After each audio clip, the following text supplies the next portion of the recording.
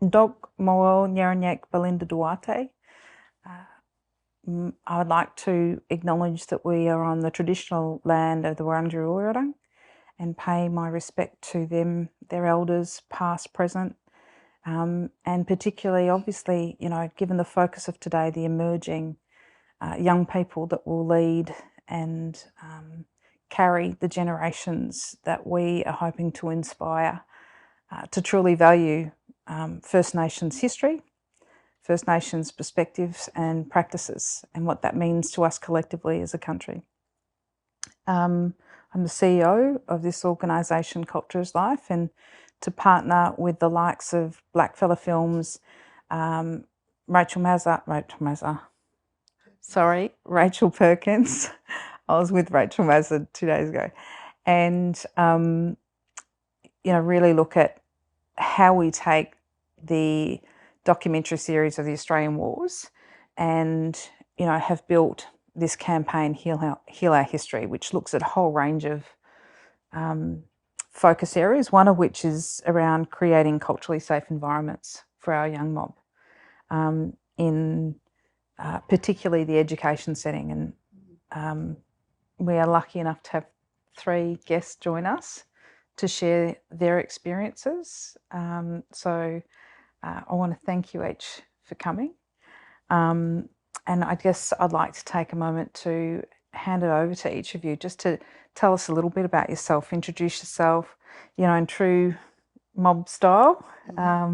My country, matriarchal country, is Watchabalak country, and I also have family connections to Dja as Jawa, but have the blessing of Polish roots and Celtic heritage as well. So a little bit about me. Born on Wadawurrung country in Ballarat. Aunty Vicki Clark. Okay, Vicki Clark. I'm a Mutthi Mutthi woman, Wemba Wemba woman. I come from the sacred lands of Lake Mungo, which is my grandmother's country, which actually gives us the incredible story that our old people have been here for at least 60,000 years.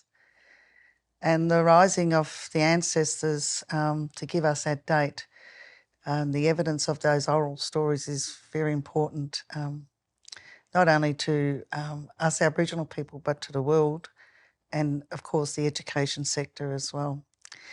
My Wemba Wemba ties is through my grandfather, who was born out at Moonacalla Mission, in a little town called Denaliquin in New South Wales. And he was a proud, strong Aboriginal man. I would call it like a warrior of the time. So I'm currently living on Wadi Wadi country in a little town called Naya, and I've been involved in education for many, many years. And my role in education is to ensure that whenever we have Aboriginal children walk in the gates of any school, that they are culturally safe at all times. Thanks, Aunty Thank Vicki. you. Over to you, Hannah. Thanks, Aunty Vicki. I'm Hannah Bryant. I am the descendant of settlers and migrants to this country.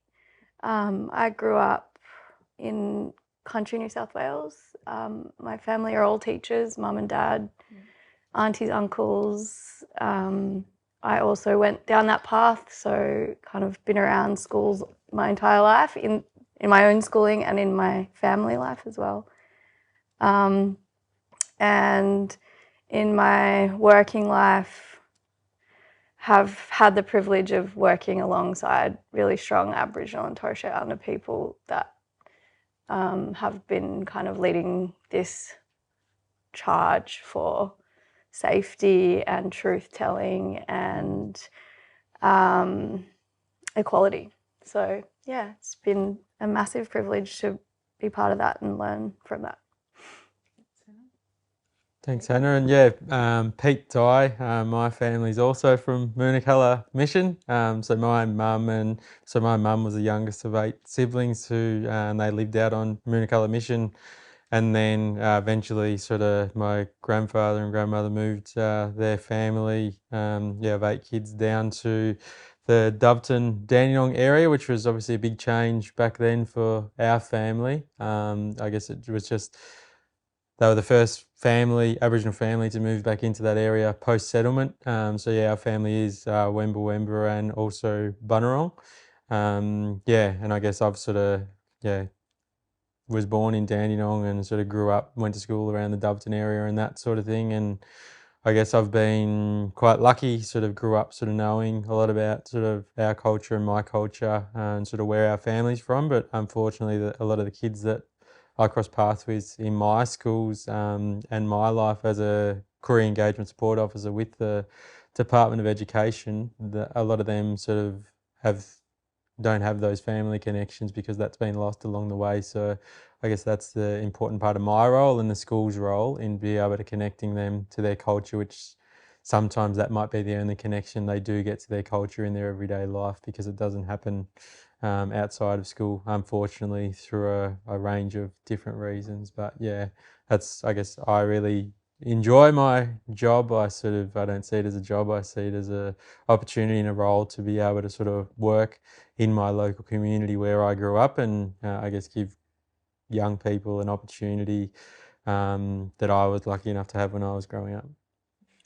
I mean, we've spoken about the focus being on young people, and you've been briefed about particularly the first phase of Heal Our History on how what were the lived experiences of young people that are not long out of the education system, or some that are still connected through the university system.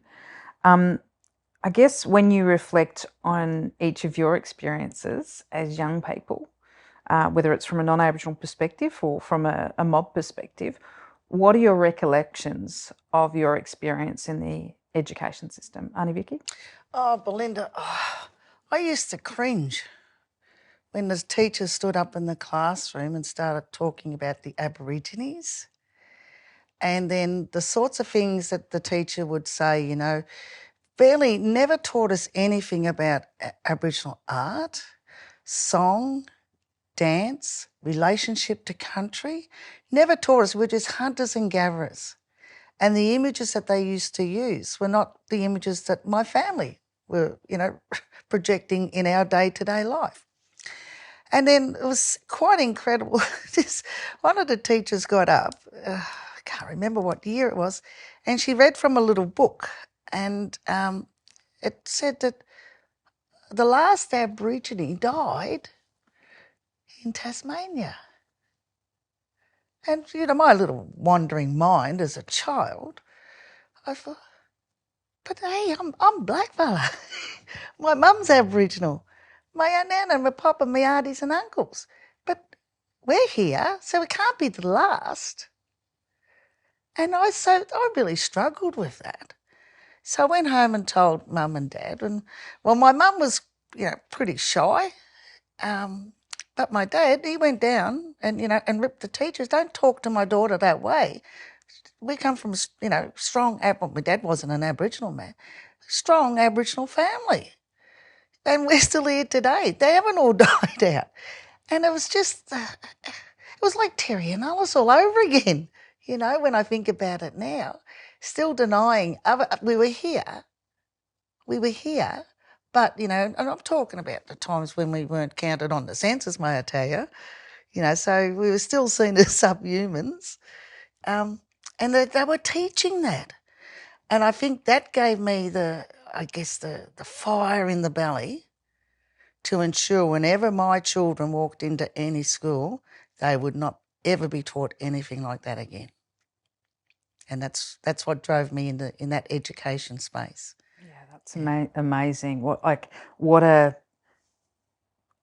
profound experience as a young child to go through that. Yeah. But when you think of that, what do you think that cost you?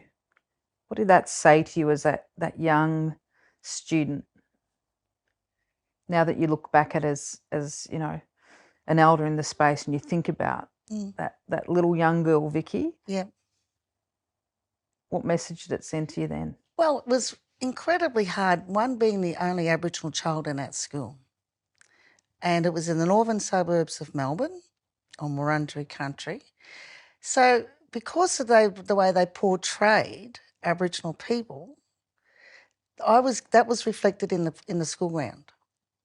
in the school bus, you know, and it was for all the time being teased about my Aboriginality. Now, I don't know if that come from the kids' homes or not, but it certainly come from that classroom, what they were teaching back then. They weren't teaching us as being the joyful people of song and dance. You know, we used to do this Irish dancing. You'd come through the radio in the classrooms and everyone loved it. No one liked doing anything about Aboriginal people though. So it sort of stayed, it sort of set that scene, you know, in that space, in that classroom, in that space, and that did, of course, portray into the playground.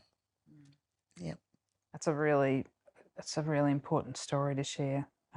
Yeah, well. I mean, Peter, when you hear Aunty Vicki talk about that, what's a standout moment for you from a young child's perspective going through, or a young person's perspective going through your schooling? Well, I guess we had our challenges sort of going through schooling, but I think about Aunty Vicki or my mum and her family, and my experiences at school were completely different to theirs in terms of a lot more positive. In terms of like when I went to school at Doveton Secondary, we had a Koorie educator there who was my cousin as well, sort of. And then my mum also was based at the school and that sort of thing. So they were able to provide some insight to staff around, I guess, the students' needs and those sorts of things. But there still wasn't anything in the curriculum or any of those sorts of things that was taught about Aboriginal people or Aboriginal culture, any of those sorts of things. And everyone would say, oh, we don't have many Koorie kids here and those sorts of things. But I remember we only had one Egyptian kid at the whole school, but we still learnt about ancient Egypt and those sorts of things at school. And I think that sort of really stands out for me. And I think now our schools are a lot better at incorporating those things to make sure that they are more culturally inclusive. And we didn't celebrate anything around Reconciliation Week or NATSICC Week or any of those sorts of things. So, and I didn't learn anything about sort of my culture and those sorts of things. And it's only once I sort of started to get a bit older that I guess felt more comfortable to go and have those open conversations with my mum and aunties and uncles and those sorts of things, that I was actually able to learn more about that. And I went out to Moonacolour only at Christmas time with one of my uncles and sort of showed me around and sort of spoke about how things were back then. And it would have been great to learn some of those things at school, but it wasn't an opportunity that I had. Yeah, and the other thing for me, Belinda, too, was every public holiday and all that, Mum would always take me home to country. And my experience as a child was nothing like what they were teaching me in the classroom. Because having, I guess, in a probably really privileged position culturally, like my grandfather, who was a blind man, he would take us kids out bush and we would have to be his eyesight and describe in great detail what we could see. And then he was able to tell us then what was happening in the land with the animal world. And my grandmother, you know, it was the same. So I had an incredible upbringing culturally, thanks to the gift of my mum and the wisdom of taking me home all the time.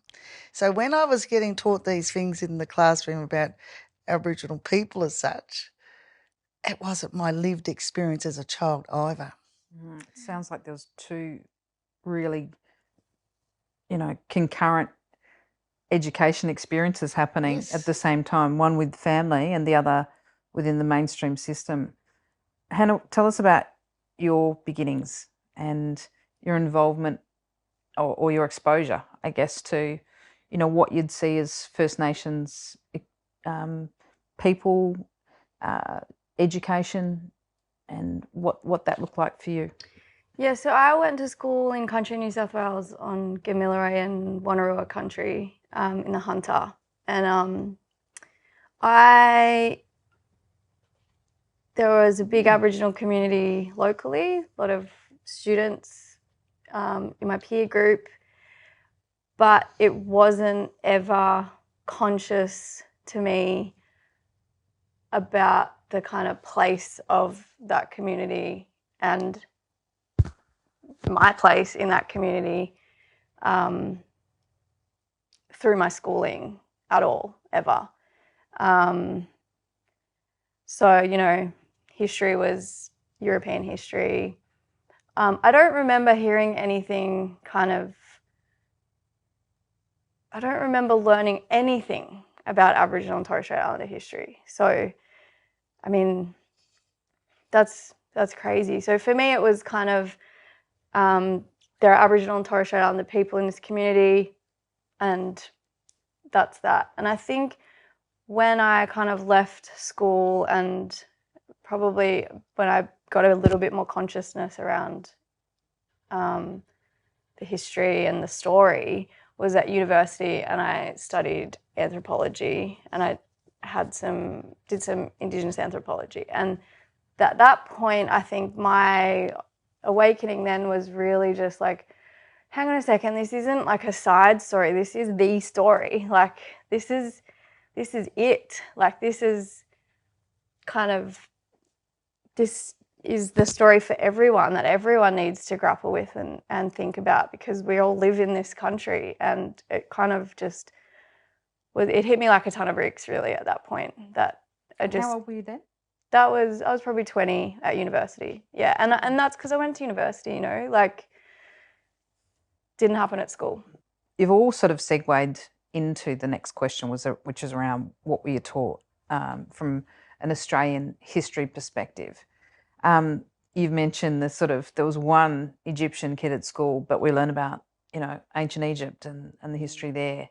You know, the concurrent European history and, you know, global histories of different countries, but not about the history of this country. To get to the age of in your 20s and hear that then's pretty powerful story.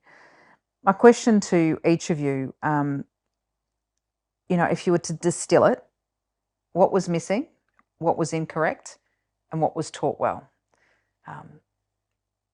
Any comments about that? Aunty Vicki? Well, when I went to school, I guess my comments was that it wasn't taught well at all. They probably,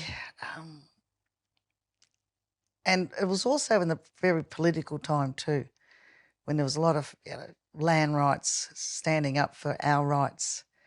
And so it was quite a liberating time when I was at primary school and that as well.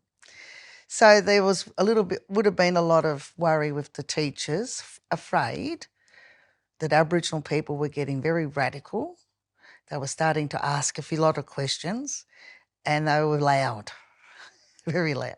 So they weren't really supportive of, or I think they were more scared than anything.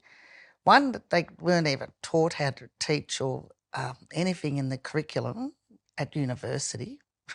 So they didn't have a clue what they were talking about, because they weren't trained in it for a start.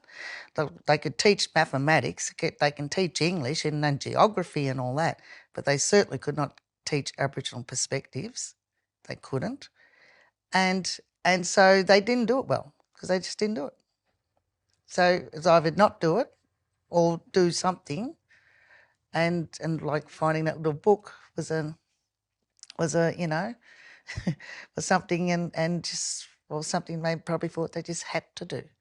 So it was a bit of a mixture of that period too when I was at school, because people were, you know, and I remember myself, you know, where I lived in Preston, where we had a high population of Aboriginal people living.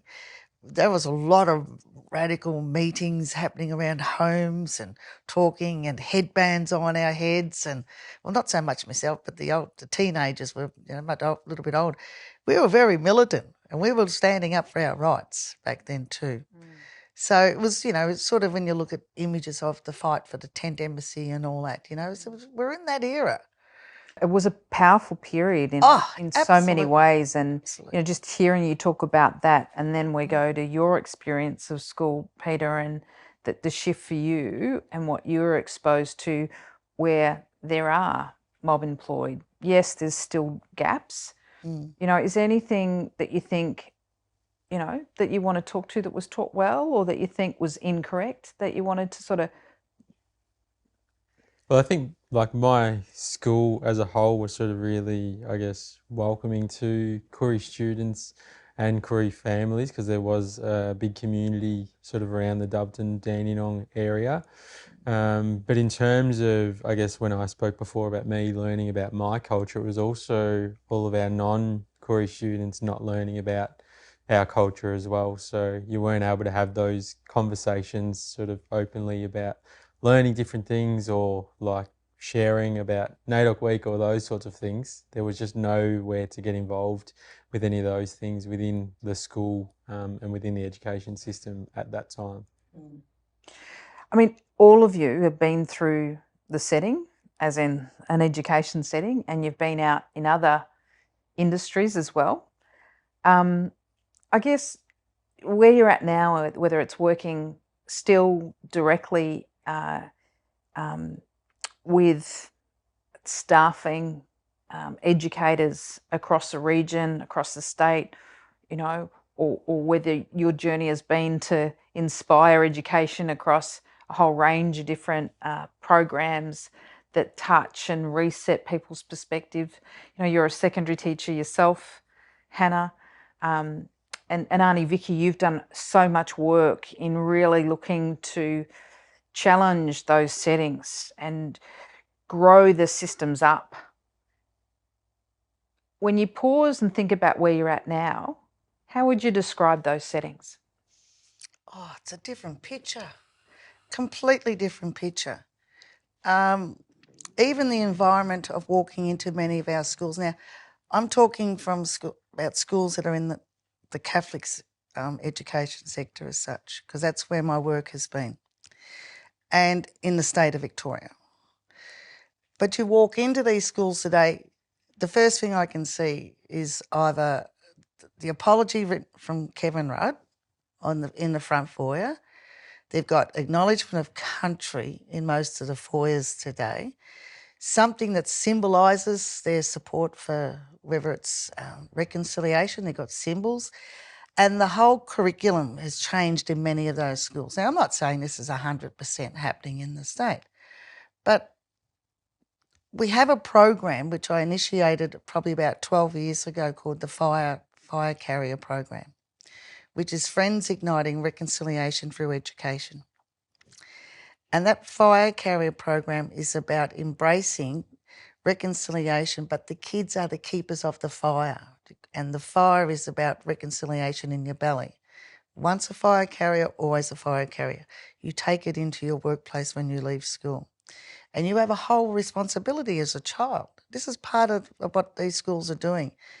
We've probably got about 400 schools in Victoria that are fire carrier schools today. So we've got these little warriors in primary and in secondary school that are keepers of the fire and the keepers of reconciliation. And they control the conversation now in their schools around reconciliation. During reconciliation, NATSICC week, close the gap, apology days, sorry day, all those days of significance that they celebrate. So I would not have seen that 20 years ago, but it's there today. Pete, we're going to come to you in a minute, but can I ask why did you decide the kids? Because they're the future, Belinda. They're the ones, you know, they're the ones that are going to go home, have the conversations with mum and dad. I was commissioned a fire carrier today. Okay, what does that mean, son? What does that mean, daughter? So then they tell them. And then the parents get involved with it as well. So the children were the great messengers of the future, and of also not just of the future, but of the whole process of reconciliation, making a difference in the homes. They were the carriers of the message, you know, into the homes. Definitely. Pete, what about for you? What do you see? What do you see in the system now? I think, as Aunty Vicki said, as soon as you walk in visually, you notice those things. So it is a lot more welcoming environment for our families. When you see the flags flying straight away before you even walk into the school, there at the front of the schools, or the acknowledgement to countries that I guess, are displayed, but then also are done by students at assemblies. Both Koorie and non-Koorie students are doing those, which is really good. But then a system as a whole, I think it's an importance that is, I guess, generated from the top down, which is really important through, I guess, the Marung Aboriginal Education Plan that sort of guides everything that happens within the education system. So teachers sort of know that it is important to be doing those things within their classrooms, but principals then allowing their teachers time to be able to build their knowledge, to learn more about those things, because for, I guess, too long our teachers were worried about doing the wrong thing or worried about offending, and it was probably because they, I guess, hadn't built their knowledge enough to sort of teach those things within their classrooms. So there's a lot more professional development opportunities and those sorts of things, and a lot of our teachers are volunteering their time to be able to build their knowledge because they do see such an importance in it now. And yeah, as Aunty Vicki said, it then allows for all of our students, not just our Koorie students, to be having those conversations with parents or carers or whoever they're travelling to and from school with each and every day as well. The layers of that's so different from times gone by, but you know, I guess for your journey, Hannah, as a non-Aboriginal woman who has worked in the reconciliation space as well, there's some symbolic things that have happened, you know, on the history of this country that's involved non-Aboriginal allies out there. Where's your take on where things are at? I think now I can sense, well, I guess I have to caveat, I haven't been in schools for 4 or 5 years. But then I felt there was an expectation of teachers to engage, and that more often than not, it made sense to teachers. You know, teachers got it. They were really willing and passionate a lot of the time about, you know, making culture much more present and reworking the curriculum to kind of acknowledge things that weren't previously acknowledged. I think what I also saw was a whole lot of discomfort from non-Indigenous people and just sort of a bit of reluctance or not knowing about kind of the right way or how to take steps. And I think that that's where I saw that kind of barrier be broken, was when there were Aboriginal people really involved and kind of... Can we talk about that discomfort? Yeah. Because I think it's really important. You know, it's the nature of, you know, you don't know what you don't know, but when you now know what you don't know, that raises a level of awareness and a discomfort. What do you think has happened there? And, you know, where's that at? I think it's deeply psychological, to be honest. I really think anyone who isn't Indigenous living in this country, when they engage with the history of this country, will at some point have to figure out how they fit into that story. And teachers then have another level of kind of complexity to that, because they have responsibilities to kids and to a narrative of like what's coming. And so I think it's kind of twofold. It's that kind of personal journey of grappling with history, and then it's kind of, okay, now how am I active in this? Because I have to be, and I'm responsible. I've got a responsibility. So I think that kind of, there isn't really like a roadmap, because it is complex, and so it's just a bit of feeling around in the dark for people, which feels really uncomfortable, I think. Yeah, Belinda, you know, when I think about what Hannah was just saying, and the teachers have that responsibility, yeah, that's right. But our students have the right to be taught what is right, what is the proper story of this, the true story of this land. Call it truth-telling, whatever we want to call it. They have every right to be told. And I seen a big shift in education when we talked about the Bringing Them Home report was tabled and the stolen generations. there was a lot of teachers very comfortable in that space to talk about that. They wouldn't talk about native title because they all thought their backyards were going to be taken, many of them. You know, not all the teachers, but, you know, those who've got property in some of our country areas. So they all believed that, you know, that was going to happen. So they didn't talk too much about native title. And yet, you know, that diminished the biggest lie in this land, you know, that thing. And the stolen gens was, but then, you know, when we want to talk about something a little bit more progressive like truth telling, that's a really hard one. It's for many, many teachers to grapple with. Like if we're talking about massacres, and we are talking about massacres in this land, in our state, across the whole Aboriginal Australia, they don't want to talk about that. They don't want to talk about how they got rid of us. It's easy to say, oh, diseases came and this come and that and nearly wiped out the population. Hey, mate, our mob were murdered and slaughtered, and so were our women and our children. And teachers aren't very comfortable talking about that. But our kids have the right to know that. 100%. Yeah. You know, and I was in Canberra the other week, the anniversary for the National Apology. They were talking about significant moments in history. 67 referendum, Rudd's apology, he was there, and the power of truth-telling, how it makes us uncomfortable. You talk about the kids have the right to know. Our young people, each of you play and have played roles in influencing system, environments, places that support young people, both First Nations young people and non-First Nations young people. What role do each of you have, and what role do you feel collectively we have in relation to where we're at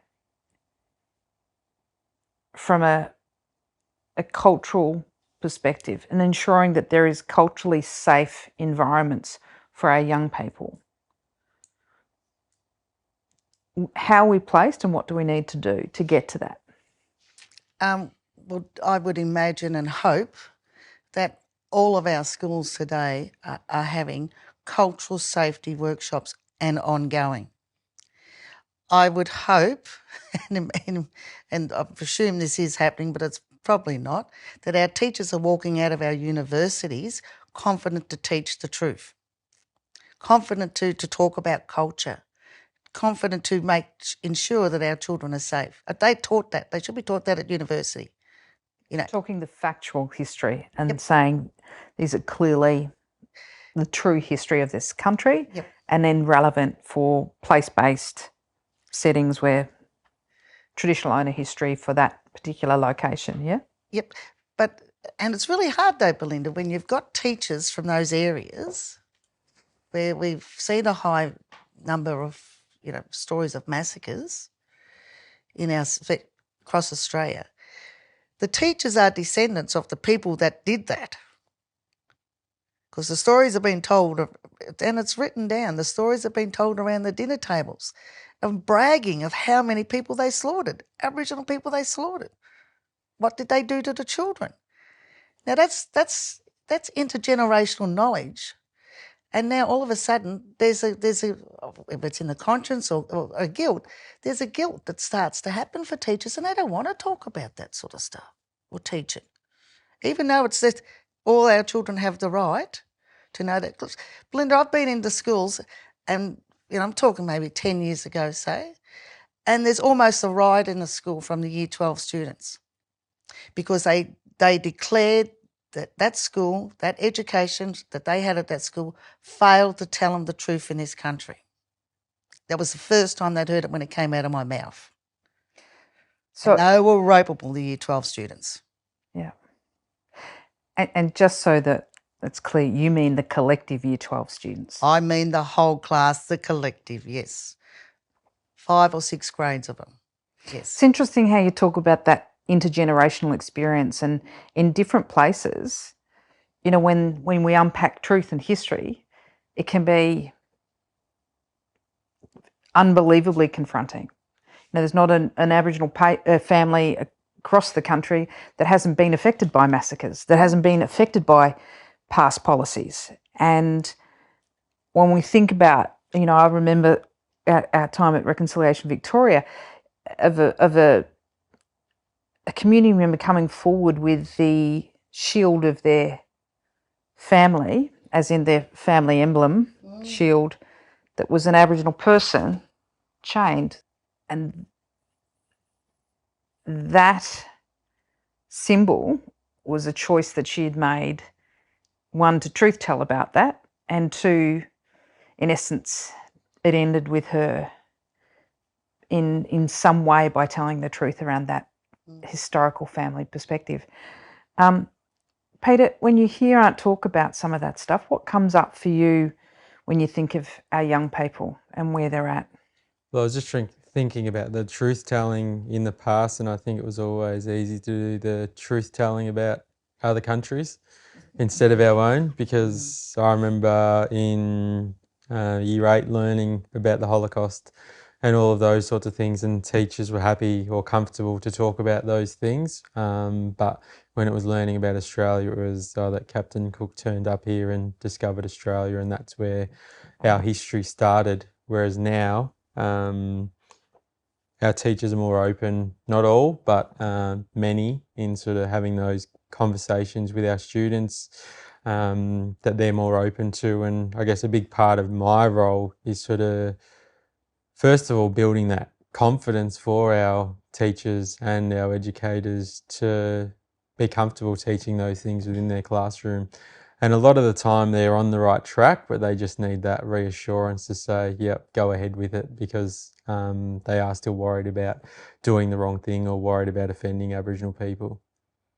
Hannah, you had a very strong response around telling the truth. Globally, we're happy to talk about the likes of the Holocaust, and I often tell the story of being in Poland and hearing a tour guide at NATSICC talk to me about genocide, as in me within a group, and acknowledge the genocide that's occurred in a range of different places, including the Aboriginal people of Australia. And I had that moment of going, how is it that there is visibility of the acts of genocide on the other side of the world, and our own country couldn't even use the word genocide until recent times? And at that stage, it still was like, if you dared uttered that word, everybody's physical response was, they were very confronted and almost repelling of that. Yeah, I mean, that just puzzles me constantly. I don't know if I'm too optimistic, but I do think we're at a turning point. Like, there's it's straight up propaganda, really. Like the way that that history has been told in this country, in schools, by the government, by families, for non-Indigenous families. I mean, but I kind of feel like for my generation, I've noticed my peers questioning, or just kind of pulling up a little bit and thinking, hang on a second, what about that? What about that? The kind of frontier wars, like that doesn't get talked about. Why do we learn about Anzac Day so much and none of that's ever mentioned? And I think in my own family, I can notice that kind of generational shift. And then I think about the generation below me of young kids, and I think about those Year 12 students, and I think that there's just a whole lot more bravery and kind of like they're ready to kind of get into it, and really just take it on and learn about it and say how they want it to be and what needs to be talked about. And I think that it's brave, and it kind of feels like there's momentum around that. I don't know, that's just how it feels to me. Maybe it felt like that for you when you were young too. But yeah. Different types of bravery, and we see that we constantly get inspired by our young mob in the work that we do at Cultures Life, where they are so committed to pursuing their own story, if they don't know it, their family story, and rebuilding it because of the cost of what that means. When I say rebuilding, probably rekindling, investigating, understanding, because of the costs that have been incurred on our well-being because of the historic acts of violence, genocide, abuse, what that has meant for us to truly be well, and the role that particularly culture can play in that restorative practice and anchoring of well-being is important. And the evidence shows us that, not only just here in this country, but for First Nations people globally, because of the impact of colonisation and those things. Any comments or reflections? You spoke about a little bit earlier, Peter, when you were, saying that there's a lot of young people that they are off country, or they aren't necessarily, they're, to your point, Aunty Vic, just being a couple of Aboriginal students in a system. What is it that you like to see them exposed to, and that you want to continue to see evolve and, be present, so that there is strong cultural identity for our young mob, and that those cultural practices are either held or valued by the system? What does that look like? Well, I think it's first of all connecting with the local community, and I guess we do have a couple of local Aboriginal organisations out our way. So we've got a co-op and we've got a Aboriginal gathering place.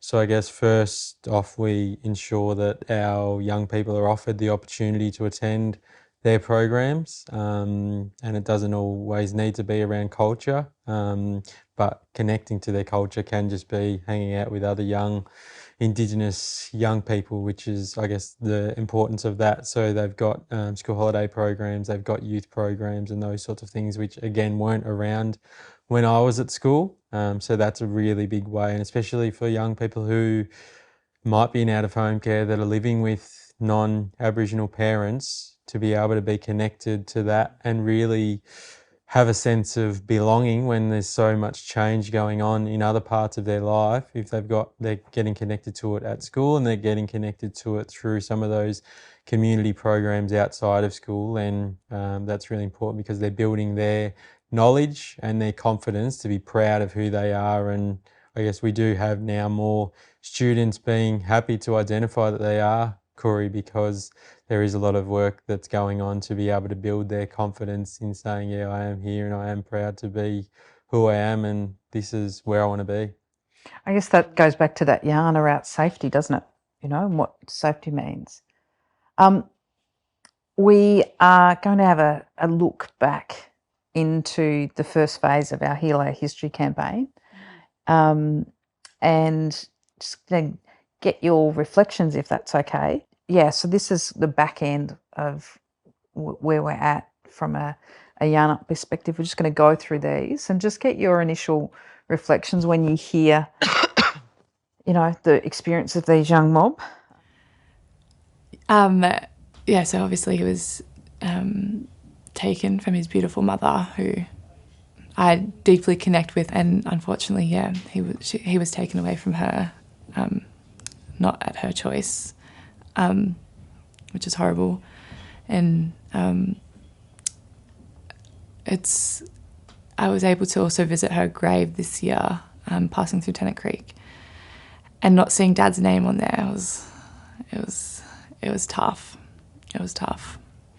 I think the conversations around stolen generations could definitely be better, but we're still here and we're strong and we're getting through all of it together.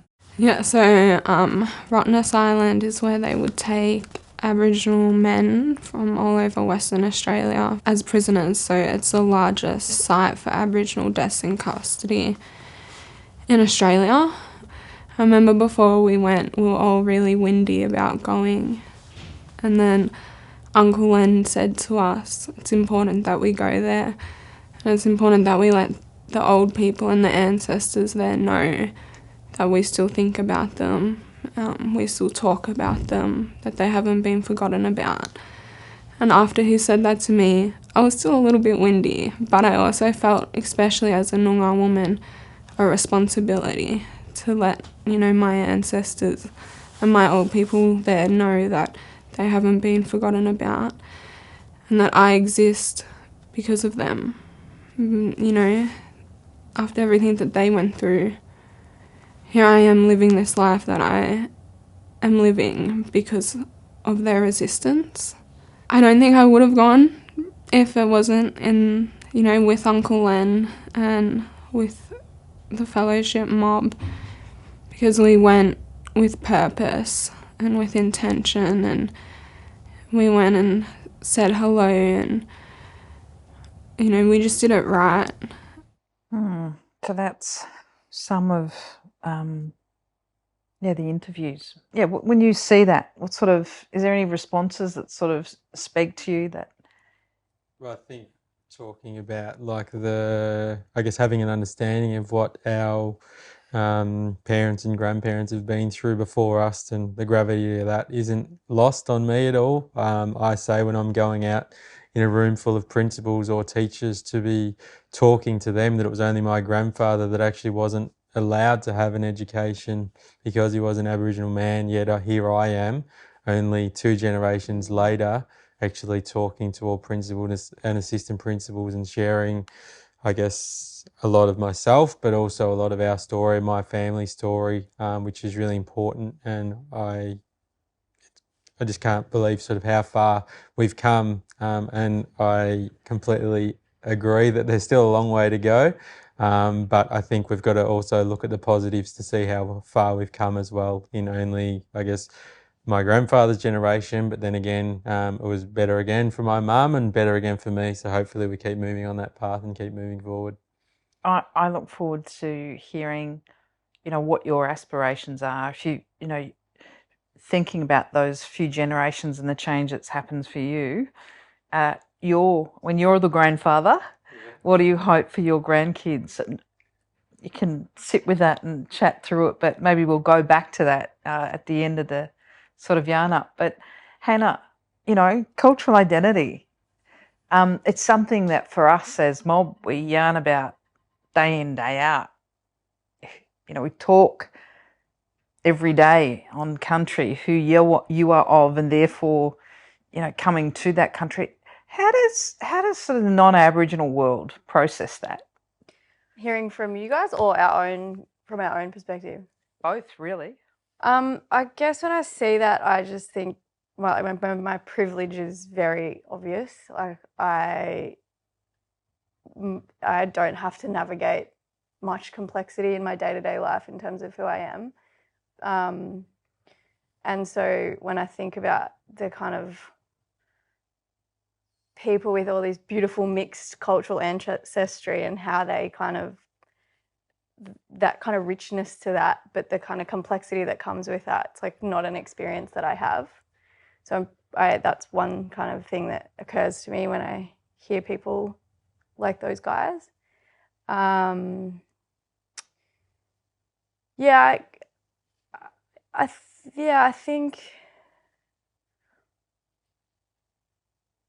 think it's kind of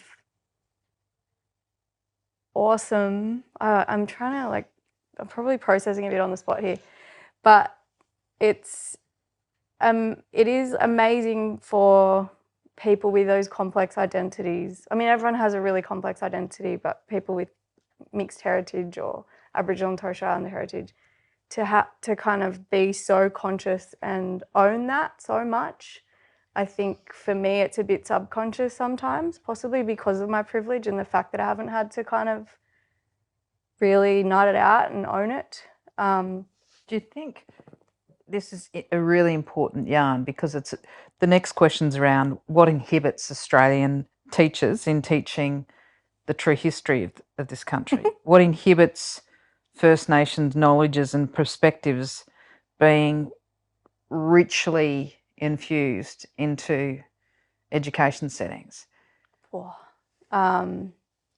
That's the fragility question, really. I think that's about... So we know what fragility you're talking about. Tell us what you mean by that's the fragility. I think it's the to talk to that level of truth if you are someone who is connected in a way to the kind of atrocities that have happened, which I am, that you have to accept that as part of your identity to be able to tell it as it is.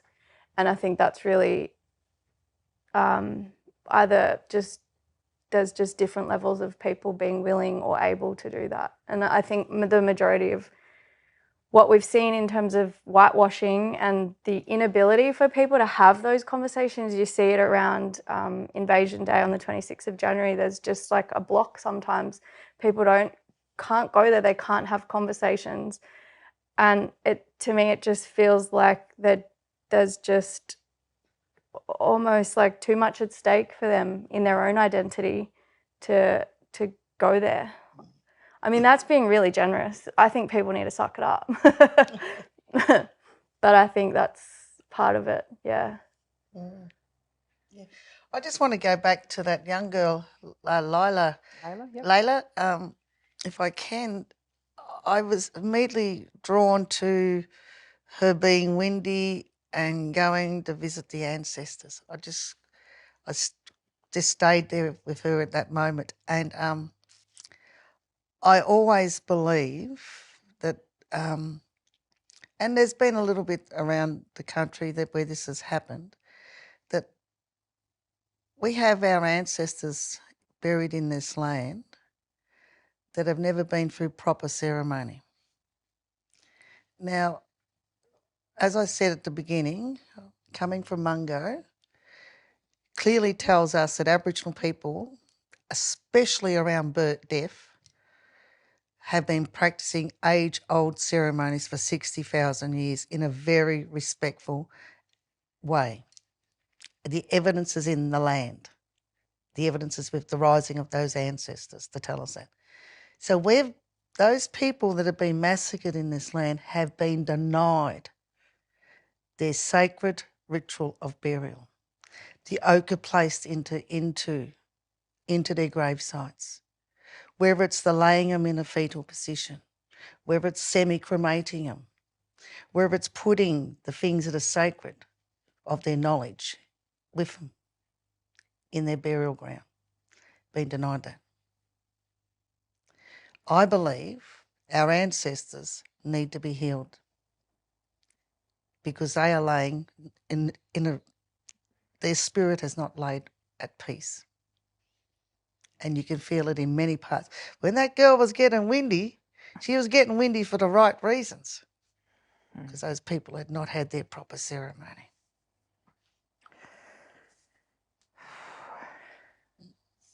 Sorry. Never say sorry for speaking truth, Aunt. Sorry. Oh, it does. It affects us all. I know. And they will never settle. And that's the power of truth telling. That's the power of being comfortable enough to sit in the discomfort, you know.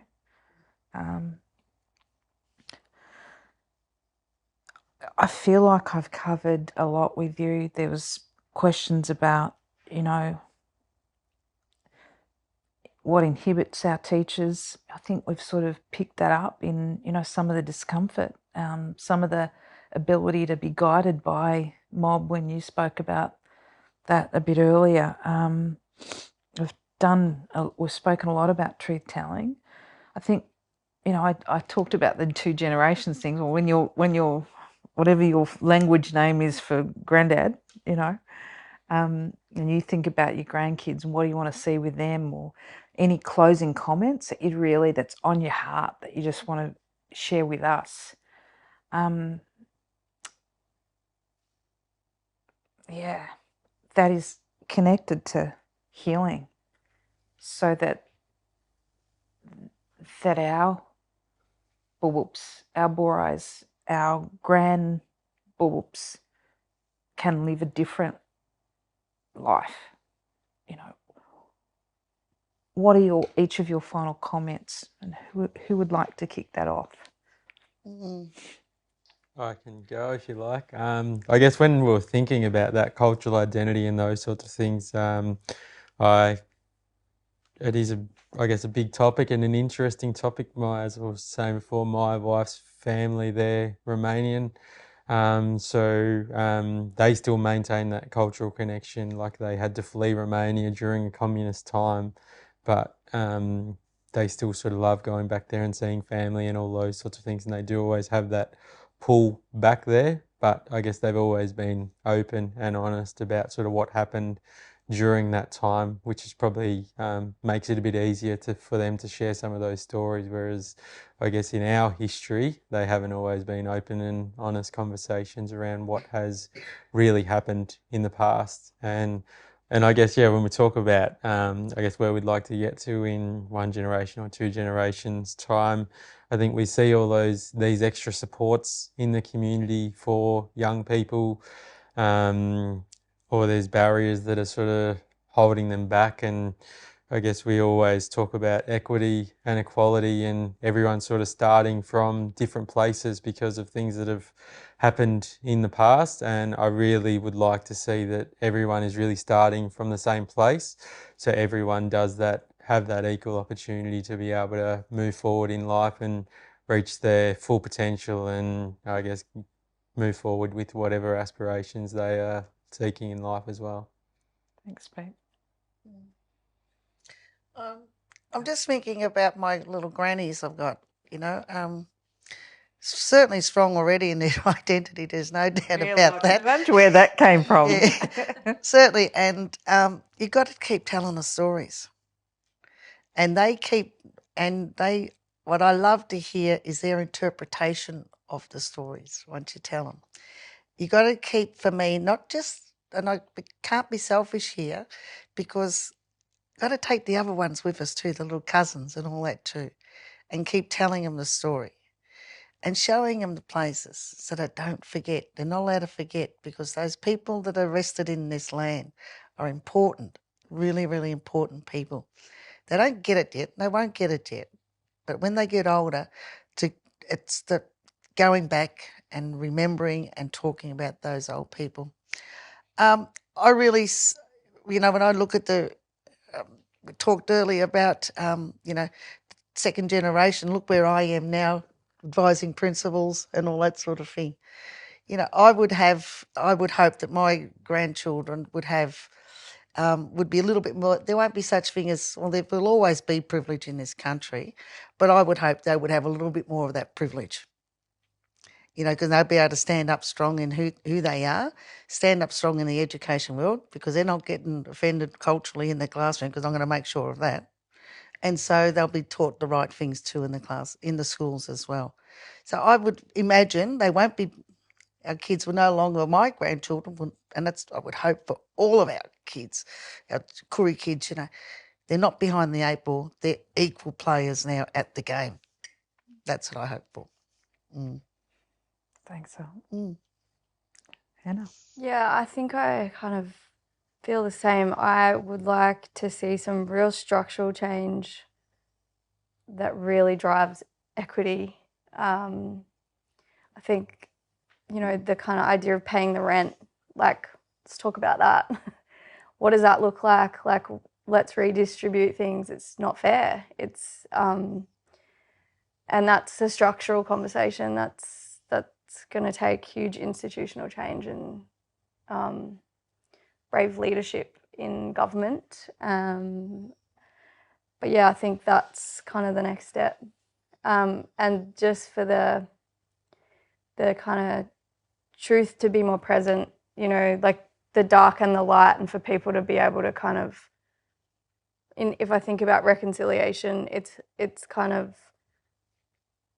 accepting the whole lot and the darkness and the lightness that is within the kind of story, and coming together from that point of view. Yeah. There was one I witnessed last week at a launch of a reconciliation action plan.